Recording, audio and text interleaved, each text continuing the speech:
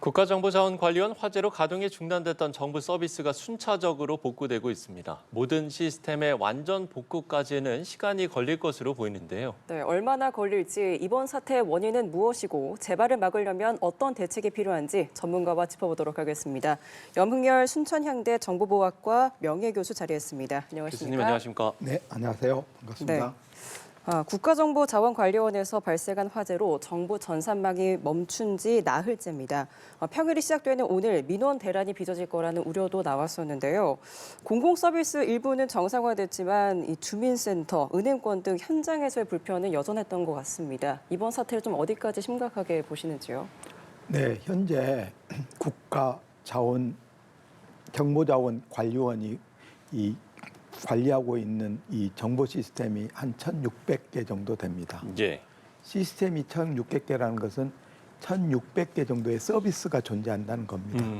그중에서 이번에 그 화재가 난 대전 본원에서 관리하고 있는 게 한 674개 시스템입니다. 네네. 그거는 674개 서비스가 있다는 거죠.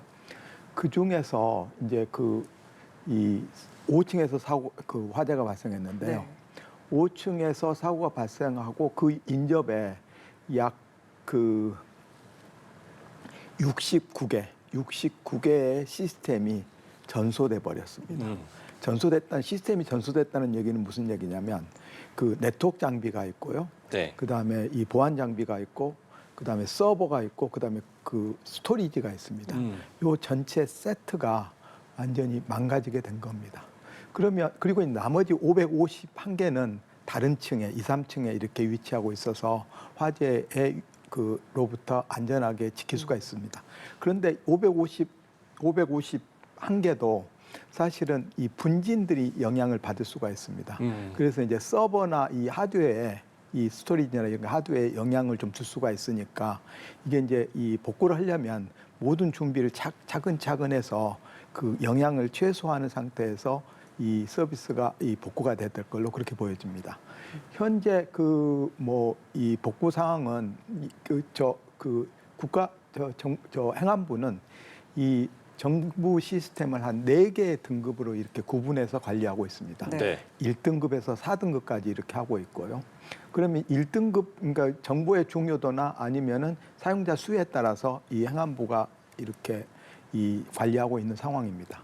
그런데 1등급하고 2등급이 예를 들어서 정부24 서비스랄지 우체국 금융 서비스 이런 겁니다. 행안부 입장에서는 이 국민 생활에 굉장히 밀접한 영향을 주는 서비스부터 복구하겠다라는 부분이고 아까 얘기했다시피 551개의 영향받지 않은 서비스는 순차적으로 무난하게 별 무리 없이 복구가 될 것으로 예상되고 있습니다. 그렇지만 나머지 문제는 96개 서비스 있잖아요. 네. 이 시스템이 완전히 전소된 그 시스템에 대해서는 또 대책이 필요한 상황입니다. 예. 지금 오늘 오후 4시 기준으로 73개가 복구가 된 건데 그러면 시스템 복구 속도는 어떻게 지금 좀 순조롭게 진행이 되고 있다라고 보세요? 어떻게 보세요? 예, 처음에 저는 좀 걱정을 많이 했습니다. 네. 사실은 왜냐하면 화재가 이렇게 발생했고 그게 얼마 정도 이 시스템에 영향을 줬는지 그게 굉장히 중요한데 그 중에서 69개라고 하면은 지금 현재 그 영향을 받은 거고 나머지 551개 정도는 네. 좀 영향을 덜 받아서 전체 시스템의 한 10% 정도가 화재의 영향을 받게 된 겁니다. 그러니까 이 현재 진행 상황은 10% 정도 됐으니까 나름대로 준비된 상태에서 이 복구가 되고 있다고 그렇게 생각할 수 있을 것 같습니다. 네. 정부는 이제 속도를 끌어올리기 위해서 민간 클라우드까지 투입을 했는데요. 대구 민관협력 클라우드로 시스템을 옮겨서 복구하겠다는 계획입니다. 이렇게 민간 인프라를 활용하는 것, 좀 효과를 어떻게 보세요? 지금 현재 69개가 이 5층에 있는 서버가 완전히 망가져 버렸거든요. 네네. 그러면 이제 그 정부 입장에서는 2가지 방법이 있을 겁니다. 거기 있는 서버를 다 드러내고 새로운 장비를 넣어서 시스템을 복구하는 이런 방법이 하나 있을 거고요. 그런데 이 서버, 정부에서 조달하는 이런 서버를 구축하는 것은 정부 조달입니다. 그래서 시간이 굉장히 오래 걸립니다. 그래서 이제 정부가 생각한 게 이 대구 클라우드에 민간이 구축하는 클라우드가 센터가 있습니다. 뭐 네. 대구 분원에 이렇게 설치되어 있는. 그래서 이제 거기에 있는 이미 서버나 아니면 네트워크 장비나 보안 장비를 활용한다면 뭐만 가져가면 되냐면 데이터만 가져가면 됩니다. 데이터가 가져가면 물론 이제 그것도 정합하고 그다음에 이 뭐 이렇게 상호 운영성도 테스트하고 보안 이 시스템도 점검해야 되고 뭐 이런 여러 가지 한두 줄의 이 그 시간이 좀 필요하겠지만 네. 현재 이 정부의 행안부가 발표하기를 데이터는 이 1등급하고 2등급은 매일 단위로 하루 단위로 백업을 공주센터에 하고 있는 것으로 이렇게 알려지고 있습니다. 예. 3, 4등급은 2주나 한 달 단위로 이렇게 하고 있습니다.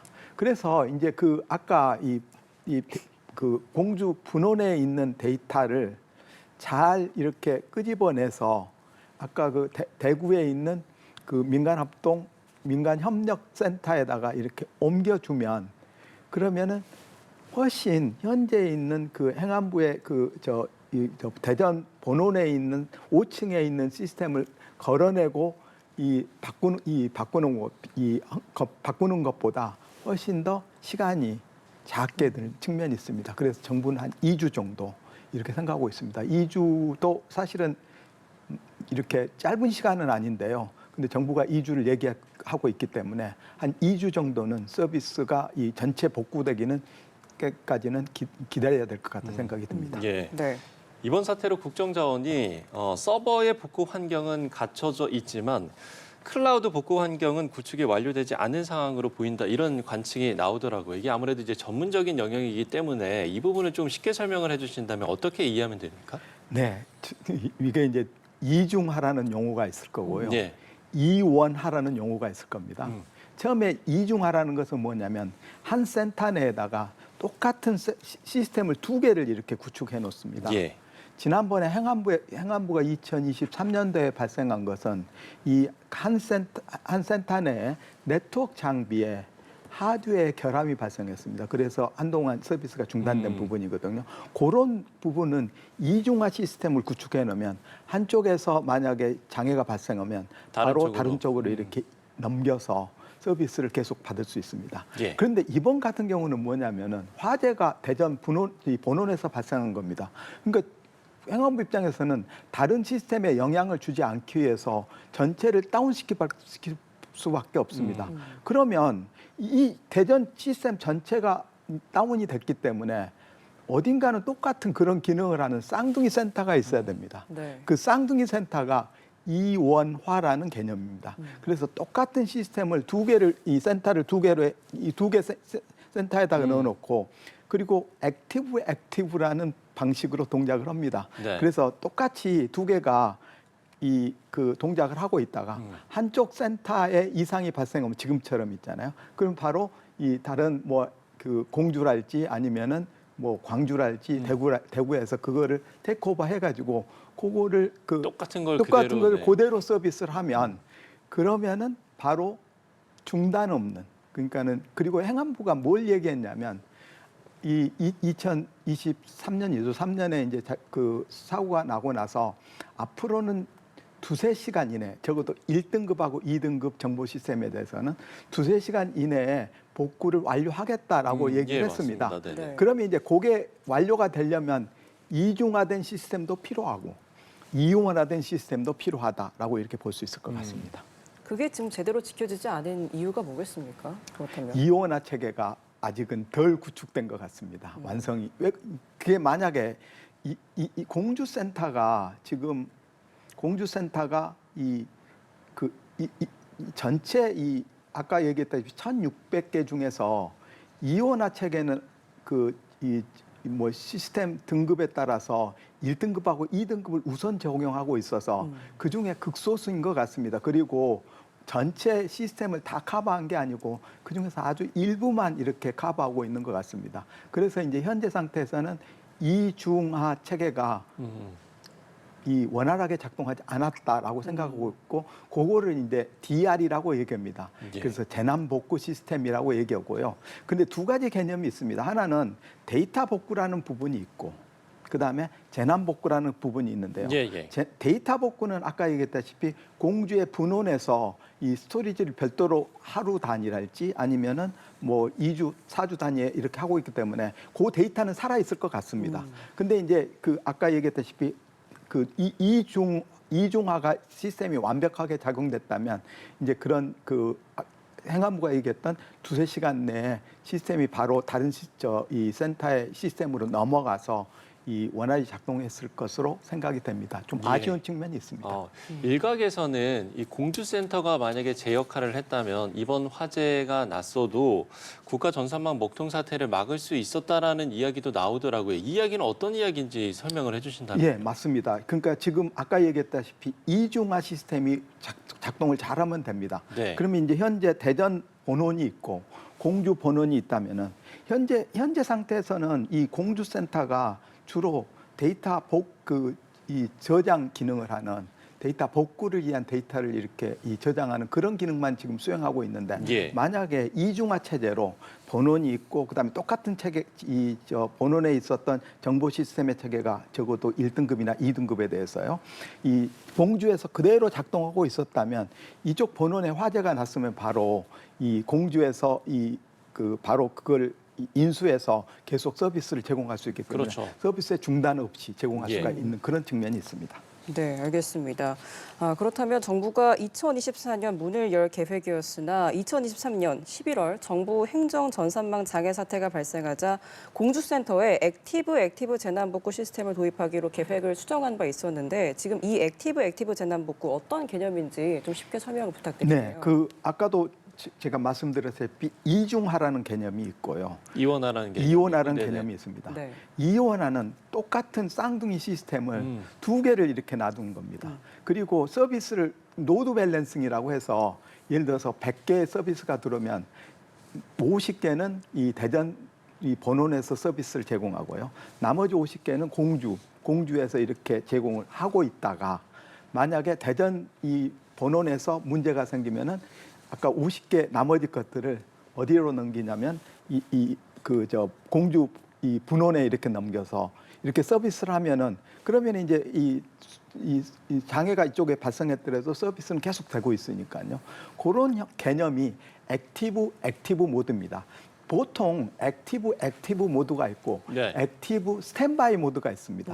그거는 아까 얘기했듯이 그 전은 액티브는 바로 그냥 거의 순간적으로 실시간으로 이렇게 이 재난이 복구될 수 있는 거고요. 액티브 스탠바이는 이제 이쪽 시스템이 항상 작용하고 있다가 데이터를 이쪽으로 넘겨서 이제 이쪽은 동작을 하고 있고 이쪽은 이제 그 스탠바이 준비 상태에 있다가 있잖아요. 그러다가 이쪽이 죽게 되면 데이터만 싹 가져와서 이쪽에서 서비스를 제공하는 겁니다. 네. 그게 이제 2~3시간 정도 걸릴 수 있다는 상황입니다.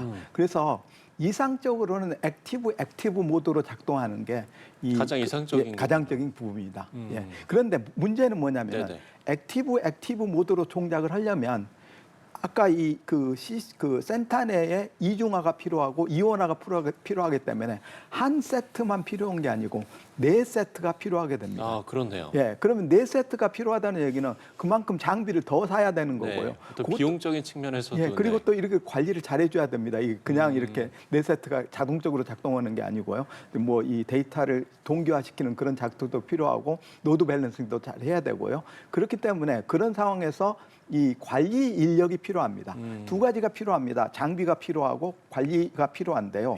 그러면 그게 장비가 필요하다는 얘기는 이 예산이 필요한 부분이고요. 관리가 필요하다는 것은 누군가는 해줘야 되니까 사람이 해줘야 되는 거니까 인력이 필요하다는 겁니다. 네. 이 두 가지가 더 필요하다라고 이렇게 볼 수 있을 것 같습니다. 예, 지금 이제 자연스럽게 앞으로 이제 이런 사태가 다시 발생하지 않으려면 어떤 대책이 필요할까 이 부분으로 지금 이제 귀결이 되고 있는 것 같은데 관리 인력과 장비를 이야기를 해주셨거든요. 이 부분과 관련해서 조금 더 첨언해 주실 부분이 있으실까요?